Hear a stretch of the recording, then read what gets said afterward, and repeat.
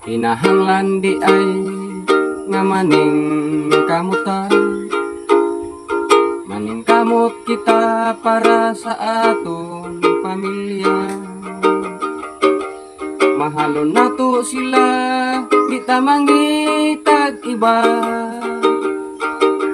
Ayaw ginaw ang imong anak o asawa, kay basig magmahay ka.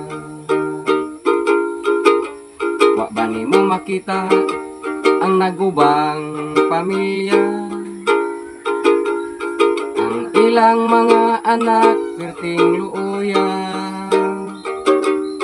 ipangbilin ang tanan dito sa ilang apuhan. Ang ilang mga ginikanan nagtibulaag, ilang anak napasagdan. Di na kinahanglan nga madato ta, ang importante lang nga makumplito ang pamilya.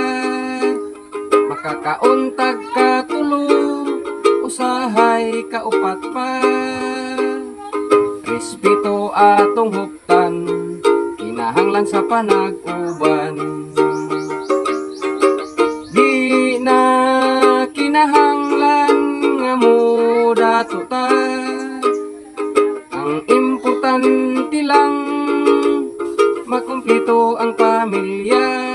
Makakauntag ka tulo, usahay kaupat pa.